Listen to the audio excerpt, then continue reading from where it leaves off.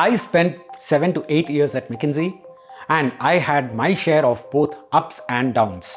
Well, in one of the appraisal cycles, I was rated as one of the top 2% of people within McKinsey. On the other end of the spectrum, I was rated very badly in a few appraisal cycles that I was almost to leave the firm.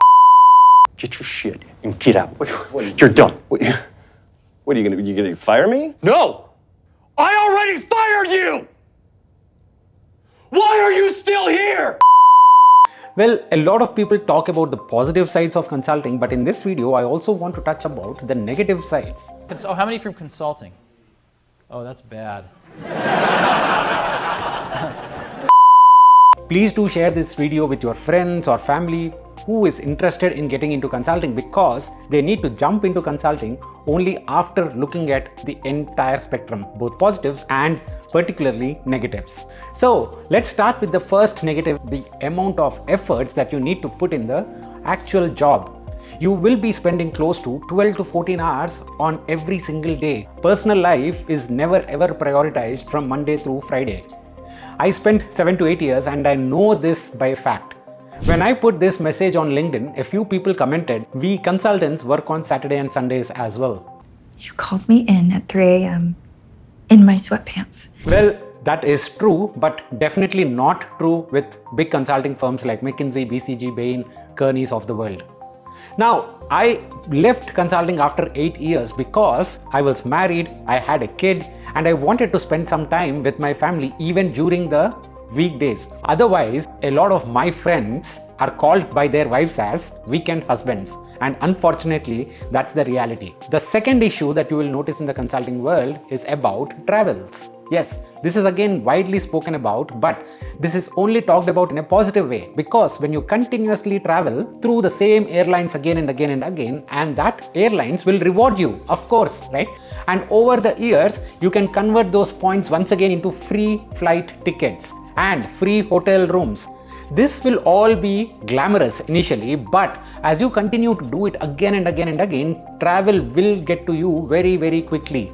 You will start developing that back pain as well. Yes, that is the reality of a lot of consultants. The third thing is about impostor syndrome. You work with some of the finest people in the world. For example, if you are working out of India, you will be working with the toppers from IIM Ahmedabad, IIM Bangalore. If you are working in the US, you will work with Harvard, Stanford. Similarly, in UK, INSEAD or London Business School. That is the caliber of the students. You will also work with PhDs from MIT. What happens in this scenario when we are working with some really bright people is that you will start questioning your own intellectual abilities. Do I deserve to work with all these nice people around me? This is technically called as imposter syndrome. Hopefully, as you continue to develop your journey as a consultant, this question will start dying down. But in the initial stages, you will continue to face this question a lot for yourself.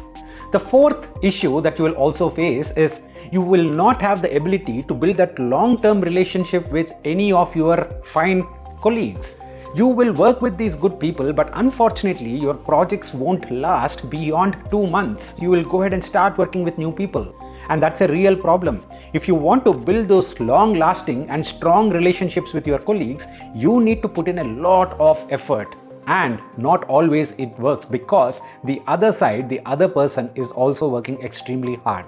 The fifth issue that comes along with this is there are people who will question your existence itself. For example, some of the clients will ask you point blank, "Hey Pavan, we pay you millions of dollars. Is it really worth it to spend so much on consultants? Can't we solve our own problems?" Well, as a consultant, I faced these questions multiple times, and all the time I used to tell that, "Hey, I'm an entry-level associate in the consulting world. You have to talk to my manager if you want to get answers to these questions." You will be facing uncomfortable questions, uncomfortable scenarios a lot more number of times than what you would imagine in your other kind of jobs. Again, just to reiterate, these things do exist in every single job. There are medical hazards in a lot of jobs. There is a lot of boring work that goes in every single job. It's just that how you prioritize, how you manage.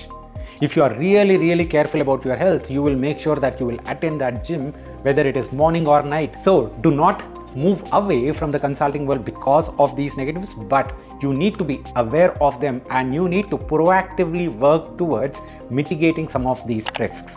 Thank you so much. If you like this video, please go ahead, press on that like button, subscribe to the channel so that we reach out to more audience. Thank you guys. See you again in the next one. Bye bye.